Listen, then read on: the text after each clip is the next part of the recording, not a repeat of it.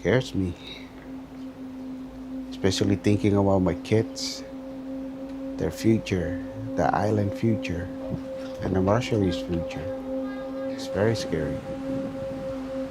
We might be losing our people. It's Friday, and Cotablanwe is making his rounds. Swollen, discoloured limbs, wounds that won't heal, and patients too sick to leave their homes. All are in the advanced stages of diabetes. Lanwe is the diabetes coordinator on Ebeye, a strip of sand in Kwajalein Atoll, part of the Marshall Islands. It is the size of 60 football pitches and home to 10,000 residents. Diabetes is so prevalent here that many don't live past their 50s. Like every week, you see a newly diagnosed patient coming in, and the ages are getting smaller and smaller. On Ebeye, at least a third of residents have the disease, which caused or contributed to almost half the deaths on the island between 2020 and 2024, according to a Reuters analysis of death records provided by the local hospital's medical director. Losing good friends, close relatives, even classmates with diabetes really scares me. It does really scares me. But why is the disease so common here, specifically? The main reason is a dependence on highly processed food imported from the US mainland. Fresh fruit and vegetables are scarce and expensive. A single cabbage in Ebeye costs 4 times as much as it would in Texas.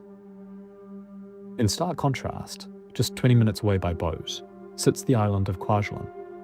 It's home to a strategic US military base, one that has become pivotal in the US showdown with China, and it employs 1,000-odd Ebeye residents who work there as labourers.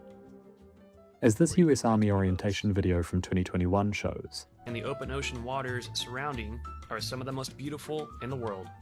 The island boasts a 9-hole golf course, public pools, and a bowling alley. Come out and soak up some sun before smashing into the water. And there's a fresh food delivery every week. But most Marshallese can't enter Kwajalein. It's a restricted military base, and those who can aren't allowed to buy goods from its grocery store. The store is constantly replenished via weekly flights and regular cargo ships. Matthew Cannon, the newly arrived base commander, told Reuters that Marshallese workers are the backbone of our labour force. He said their conditions on Ebeye cause him concern, but that opening access to the store would mean the shelves would be difficult to keep stocked. Living conditions between Ebeye and Kwajalein is day and night. That's what I'd describe it. Kalani Kaneko is the foreign minister for the Marshall Islands. He's a US military veteran, and his wife is from Ebeye.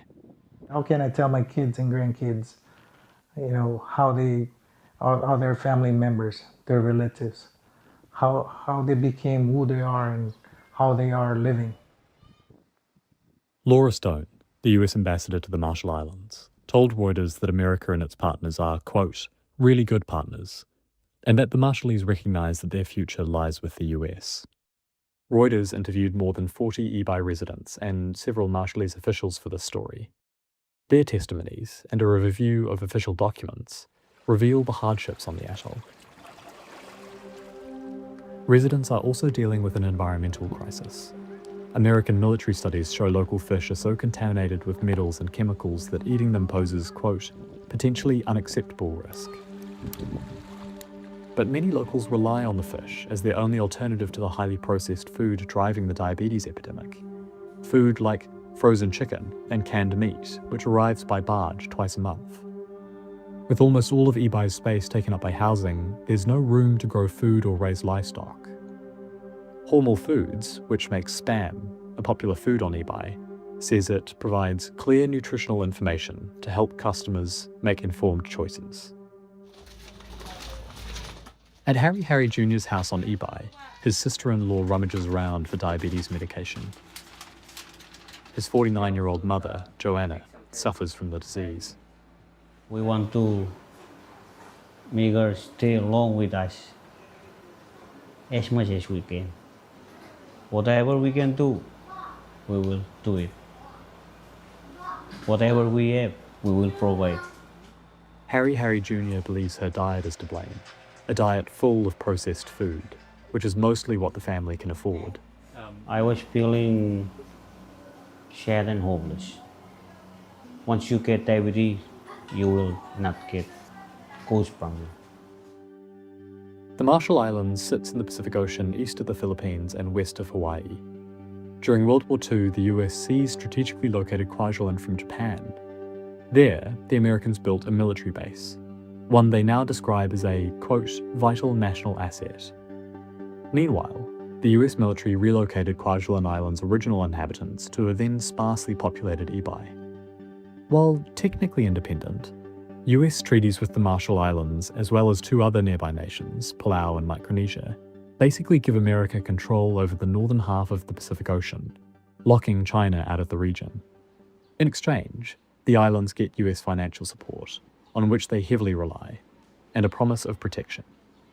Giff Johnson is the editor of the Marshall Islands Journal. Coming out of World War II, the U.S. looked at the Marshall Islands and Micronesia generally, but Marshall Islands specifically, for the strategic benefits it could get. Benefits like being the first to see military launches out of Asia, making it a crucial warning system if China or Russia fired missiles at America. It also tests its own missiles and interceptors, making it one of the US military's most valuable sites. Now, Ebeye's harsh living conditions could create an opening for others, namely Beijing, as it tries to spread its influence across the Pacific. At a conference last year, Kaneko says he was approached by an official from a Chinese ally in the region with an offer, $100 million now, and more later, if the Marshall Islands aligned itself with China. That's the word we received. They can offer more. They can fix our hospital. They can fix our ports. They can help, create jobs. Kaneko turned the offer down, but Stone, the ambassador, said there's a pattern of China trying to exert influence across the Pacific, including through offers of investment, and the US is clearly concerned. Last year, Congress gave the green light to $2.3 billion in funding for the Marshall Islands over 2 decades, including $132 million for Ebeye. China's foreign ministry said in a statement it wasn't competing for influence with any other country in the Pacific Island region, and that Pacific Island nations are not any country's backyard. Ebeye's mayor, the Pentagon, and State Department didn't respond to questions for this story. Ebeye's traditional chief didn't respond to interview requests. So, what next? Well, infrastructure on Ebeye has improved since 2017. With support from the US and others, the sewerage system has been repaired and there's now a desalination plant that works. But Langway says the island's problems remain dire. We do need support from the government, from outside the government. We do need somebody to fight with us. Sometimes he gets angry, but Langway keeps going. Each morning, he checks his own father has taken his diabetes medication, then goes to care for the growing list of residents on Ebeye who desperately need his help. If somebody with diabetes dies from my family, it's like I failed them. That's why I'm still scared. At the same time, motivated to make changes, not only to my family, but to the community as well.